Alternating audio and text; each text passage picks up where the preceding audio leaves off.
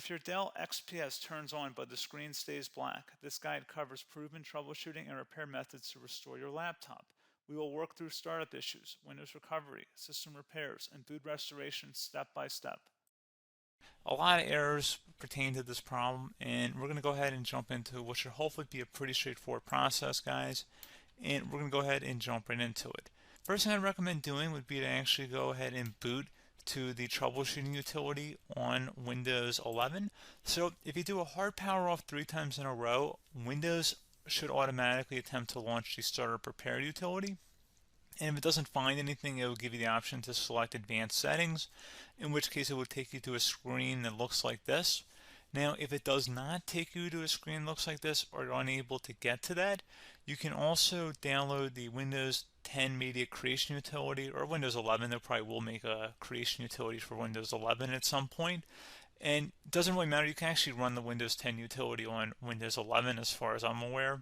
And you should be able to run the troubleshooting utilities built in within it. So you just would go ahead and download it to an ISO file and then burn it to a DVD or USB. It'd have to be about 4 gigabytes or more. It couldn't be a small USB flash drive, and it couldn't be a CD. It'd have to be a DVD. And then you boot your computer from it. So depending on the computer manufacturer, you'd have to tap a different key on your keyboard in order to launch that menu, in order to select what boot drive you want to go off of. So it could be anything between the escape key, F2, F8, F12, for example, and those are the function keys on the top of your keyboard. So you may have to just do a little bit of trial and error. Shouldn't take you more than a couple minutes. Googling it would probably be best before you even begin. But anyway, we're ready to go ahead and jump right into it. So we're on the choose an option page. So these will look very similar whether you're booting from it directly within Windows itself, or if you're plugged in a USB flash drive with the media creation utility installed and you selected the recovery option. So when you are setting up your Windows 11 installation or Windows 10, depending on the drive you're using, there should be an option to repair your computer in the bottom left corner of the dialog window, one of the first screens that comes up. You go ahead and select that, and then it would take you to a troubleshooting screen like you see here. And you want to go ahead and select troubleshoot, reset your PC, or see advanced options. And then there are going to be a whole bunch of options in here that we're going to explore in today's video. The first one, we're going to actually go underneath advanced options and then select startup repair, fix problems that keep Windows from loading. So go ahead and select that first.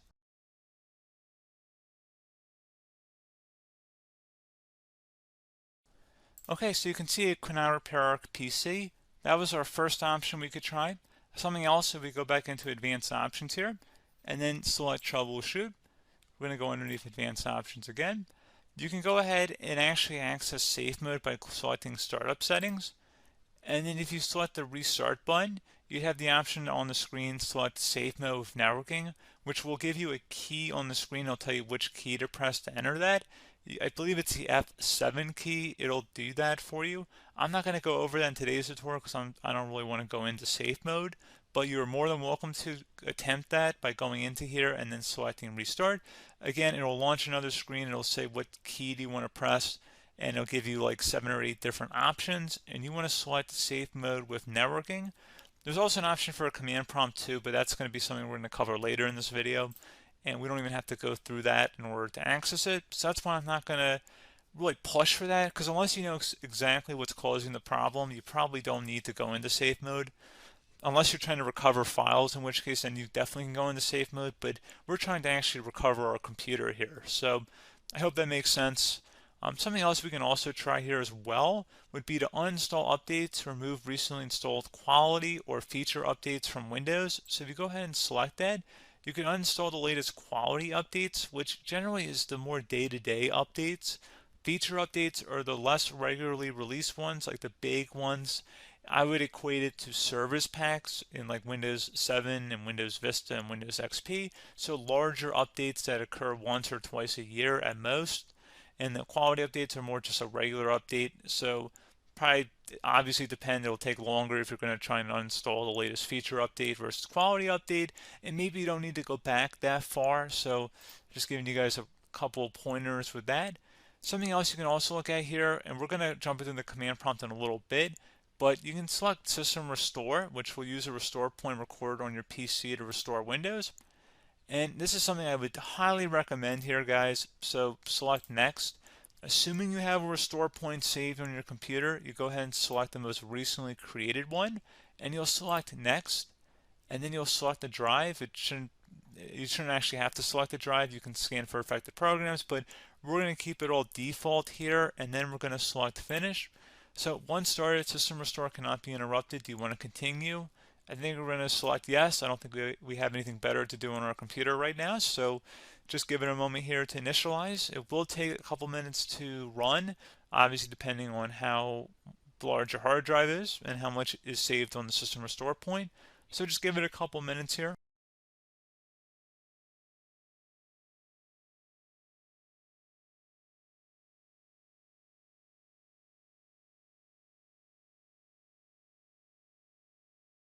Okay, so you can see the system has been restored successfully.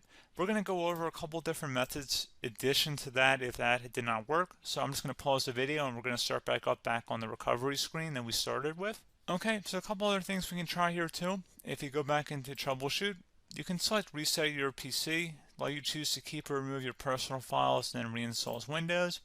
You can select to keep my files, which will remove apps and settings but keeps your personal files.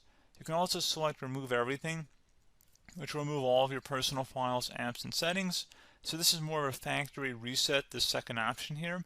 First option, it should not delete all of your personal files. However, it will pretty much clear most of your programs. And keep in mind, there's no guarantee that your information, number one, is even still available and easily recoverable on your computer to the point that you actually would be able to recover anything. And the second point is that there's always a chance that it won't actually recover and it will just do a factory reset anyway. So there's no guarantee that actually would keep your files anyway. So I would recommend trying to get a recovery tool and backing that up first before selecting it anyway. But again, those are a couple of different options. And then something else you can try here if you go back to the choose an option. Another option, if you go underneath choose an option and select troubleshoot, advanced options, and now select where it says command prompt. Okay, so the first thing we should do is type our main hard drive here. In most cases, it should be the C drive. So you just do a C colon and then hit enter on your keyboard. So once you're underneath the C drive, we're going to type in dir and then hit enter on your keyboard. It should have program files, users, and Windows all in there. That's how you know you're in the right directory.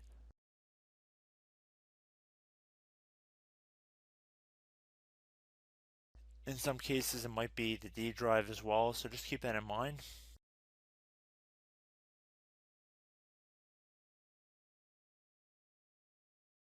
Next thing we're going to do is type in cd space / Windows / system 32 / config, and then you're going to hit enter on your keyboard.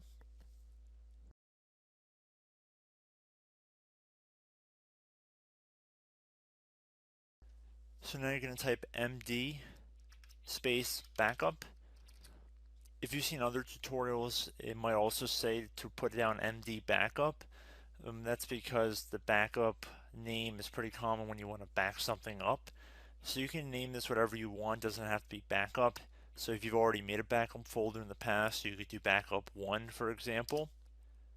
So once you're done setting the name you want the backup to be called, hit enter on your keyboard again.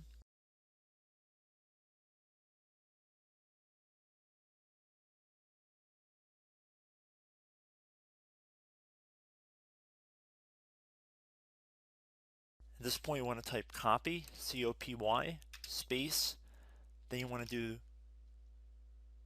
the star symbol above the 8 key, then do a period or a dot, whatever you want to call it, then another star sign, and then another space, and then type backup, and then hit enter on your keyboard.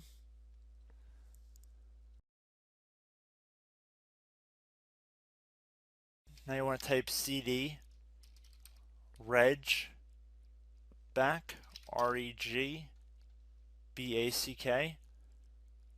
and then hit enter on your keyboard. So now that we are under the reg back, so now you want to type dir again, and then hit enter.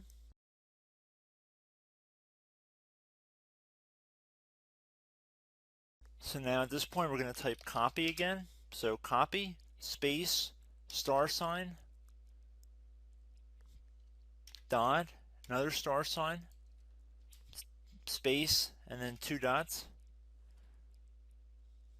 So we're going to type copy, space, star sign, dot, sign,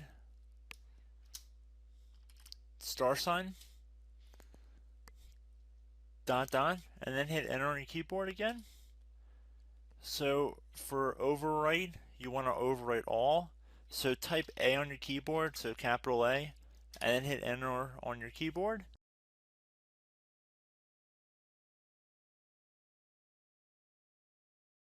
So at this point, you should be good to go. You can close out of the command prompt window, and if you accidentally continue to Windows 10, you should be all set. So I hope one of these 3 or 4 different methods we went through in this tutorial helped you guys out. Again, I'm not sure if you guys heard me earlier, but try to go back into your safe mode if possible and uninstall any programs you know might be conflicting with the Windows startup if you can get into safe mode. So just keep that in mind. Something very simple like that could be blocking up everything. So again, I hope this tutorial helped you guys out, and I will catch you in the next tutorial. Goodbye.